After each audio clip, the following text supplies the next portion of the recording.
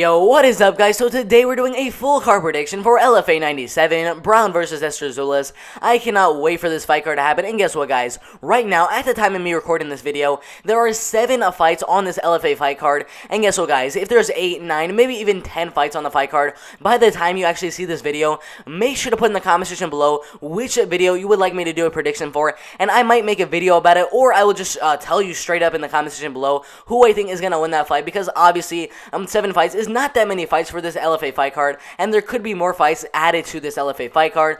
So put in the comment section below which fights actually get added to the fight card, and I'll make sure to get back to you as soon as possible. But guys, now let's look at these 7 fights have already been added to this LFA 97 fight card, and on the prelims, in the first fight of the night, we have Shane Shapiro taking on Cam Ansel. Shane Shapiro is 0-0, no pro MMA fights, but he does have a lot of amateur fights, and has done very, very good as an amateur fighter, going 4-1, with his only loss coming to Jordan Leave It by split decision. If you guys don't know who Jordan Leave It is, he went on the Contender Series, won via submission, got inside the UFC, and got a knockout win. I mean, Jordan Leave It, he's an absolute beast, and that is his only loss as an amateur fighter, but now he is making his pro MMA debut against Cam Ansel, who is 0-1.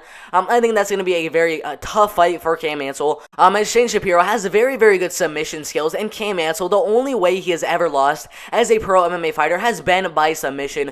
So Shane Shapiro can get the fight to the ground. He may be able to latch onto a submission in this fight over Cam Ansel and get his first ever pro MMA win, but we'll see what happens. In my opinion, I have Shane Shapiro win the fight, most likely by submission, but if the fight goes past the first and second round, I will say that Shane Shapiro will win the fight by unanimous decision. Alright guys, so the next fight on this LFA fight card is a women's flyweight fight between Claire Guthrie and Nadine Mandeo. I am telling you guys right now, they have the same exact pro MMA record of 1 win with only 1 loss. That is absolutely insane. Claire Guthrie is 25 years old, 5 foot 6 inches tall, and has a reach of 70 inches. Nadine Mandeo is 5 foot 7 inches tall, a little bit taller, and has a smaller reach of 69.5 inches. The Tapology predictions for this fight are so close. Out of 58 total votes, Nadine Mandeo is currently getting 55% of the vote. Claire Guthrie is only getting 45% of the vote, mainly by unanimous decision. This fight should be very, very interesting. I'm telling you guys right now, Nadine Mandeo, her 2 fights as a pro MMA fighter, one of them being inside the LFA against Vanessa Demopoulos, who got inside the UFC a couple of months ago. She lost that fight by first round armbar submission, came back after that with a decision win over Melissa Cervantes, and finally getting a shot back inside the LFA over Claire Guthrie. And then Claire Guthrie, both of her pro MMA fights have been inside of Invicta FC, one of them being a third round armbar submission win over Jordan Kaze, and then one of them being a loss against Caitlin Sammons by split decision in a very, very close fight. Caitlin Sammons being undefeated at 3-0. That was a very tough loss to Caitlin Sammons by split decision. In my opinion, I do have Claire Guthrie winning this fight. You know why, guys? Nadine Mandeo has lost only 1 pro MMA fight, but guess how she lost that fight? By armbar. And guess how Claire Guthrie got her only pro MMA win? By armbar. So that is going to play a humongous factor in this fight. I definitely give Claire Guthrie a good chance to actually get an armbar in this fight over Nadine Mandeo. If she does it, I have full confidence that she'll win the fight by unanimous decision. But we'll see what happens in this fight. That is my prediction. Claire Guthrie by unanimous decision.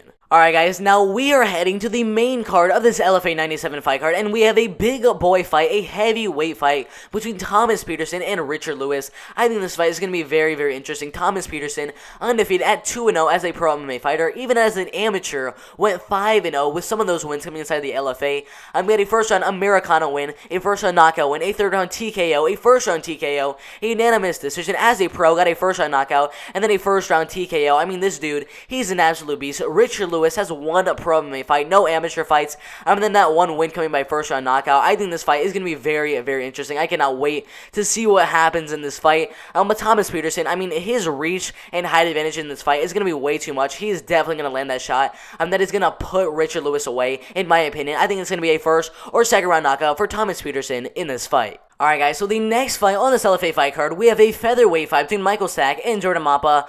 I am telling you guys right now, Michael Stack 100%. This man's submission skills are absolutely insane. I have Michael Stack winning this fight, but guys, you want to know why I haven't won the fight? Outside of the LFA, he got a submission win, he got a decision win, and then he got a knockout win, joined the LFA, and absolutely dominated Brian Mitchell and got a rear naked choke submission. That was about a year and 1 month ago. Then he lost his only pro MMA fight in a very, very good fight to Kai Kamaka III by unanimous decision.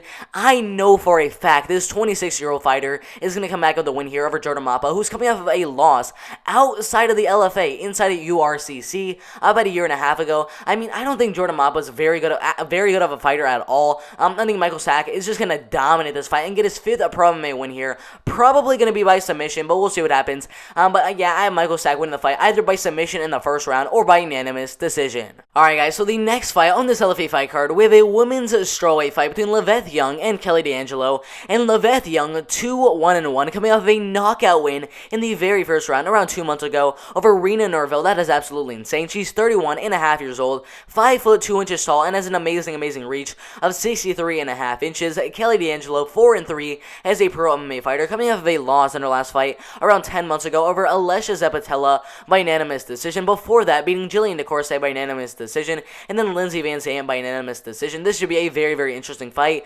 Kelly D'Angelo is actually ranked 13th as a women's atomweight worldwide, which is pretty crazy to say. But she's 33, almost 34 years old in around 3 weeks.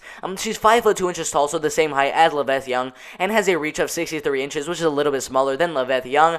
I think this fight should be very interesting. I do think that Kelly D'Angelo has the grappling advantage in this fight, but does she have the striking advantage over an amazing power puncher in Liveth Young? I don't think so. Liveth Young has an amazing power on the feet.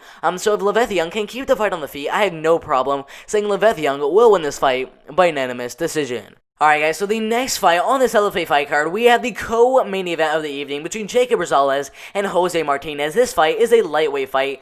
Jacob Rosales 12-6 as a pro MMA fighter, coming off a loss in his last fight in a main event inside the LFA around 5 months ago against Bryce Logan. He looks to come back with a win here over Jose Martinez. He is 25 years old, 5 foot 10 inches tall, and has a reach of 70 and a half inches. Jose Martinez, on the other hand, is coming off of a 3-fight win streak outside of the LFA, 2 of the wins coming by unanimous decision, and then 1 coming by first round knockout. That is absolutely insane. He is 30 years old, 5 foot 8 inches tall, and has a very good reach of 69 inches. This fight should be very interesting. I am telling you guys right now, Jacob Rosales might have the grappling advantage in this fight, but Jose Martinez 100% has the striking advantage, and that is where the fight, in my opinion, will be taking place in this fight. And I do think that Jose Martinez is going to dominate the fight on the feet and win this fight by unanimous decision. Alright guys, now that leads to the main event of the evening for the vacant LFA Lightweight Championship. This fight should be very interesting between Nick Brown and Arthur Estrazulas. Right now, Nick Brown is 10-1. His only loss as a pro MMA fighter, coming outside of the LFA against John Gunther by unanimous decision. But after that, he joined the LFA, got a rear naked choke submission win, a submission win by rear naked choke submission, and guess what? A unanimous decision win over Ben Egley in a co-main event. He is 30 and a half years old, 6 foot tall, and has a very amazing reach of 72 inches. Arthur Estrazulas 12-4 as a pro MMA fighter. His only loss in the last couple of years coming to Thiago Tavares by split decision inside of the PFL. But after that, he came back with 2 rear naked choke submission wins in a row inside of the LFA. He's 31 and a half years old, so a little bit older than Nick Brown in this fight. He's 5 foot 11 inches tall and has a very good reach of 70 inches. This fight should be very interesting. Now, when you look at those Tapology predictions, out of only 62 votes, which is an okay sample size for these Tapology predictions, 76% of the vote are going for Nick Brown to win the fight. 24% of the vote are going for Arthur Estrazulas to win the fight. Both of them mainly by unanimous decision. Then a lot of people think that one of these fighters is going to get a submission in this fight. I think it's likely and that we see a submission in this fight. But guys, when you have very good submission guys going at it, it really comes down to who has the better striking. Because the fight is probably not going to be spending much of the time on the ground if they both know that they're very dangerous on the ground. So they'll probably stay on the feet. And because I do think that Nick Brown's striking is a lot better than Arthur Estrazulas, I definitely have Nick Brown winning this fight by unanimous decision. Alright guys, so those are my predictions for this LFA 97 fight card. I have Nick Brown winning the main event for the LFA Vacant Lightweight Championship. That is absolutely insane. I have Jose Martinez winning in the co-main event. I have Liveth Young beating Kelly D'Angelo in a women's strawweight fight. I have Michael Stock winning his fight against Jordan Mapa in a featherweight fight. I have Thomas Peterson winning his fight against Richard Lewis in a heavyweight fight. I have Claire Guthrie winning her fight against Nadine Mandau in a women's flyweight fight. And then I have Shane Shapiro winning in the first fight of the night, which is a lightweight heavyweight fight against Kane Mansell. This fight card should be amazing, amazing, amazing. And if some fights do get added to this fight card, and I did not do a prediction for the fight, make sure to put which fight I did not do a prediction for in the comment section below, and I will make sure to give you what my prediction is in the comment section below. That'd be absolutely insane. So make sure to like the video if you guys like the video. Make sure to put your predictions in the comment section below. I'd love to see what you guys think is going to happen on this LFA 97 fight card. Make sure to hit that subscribe button and turn on those post notifications. That'd be absolutely insane. But that's it for the video. I'm out of here.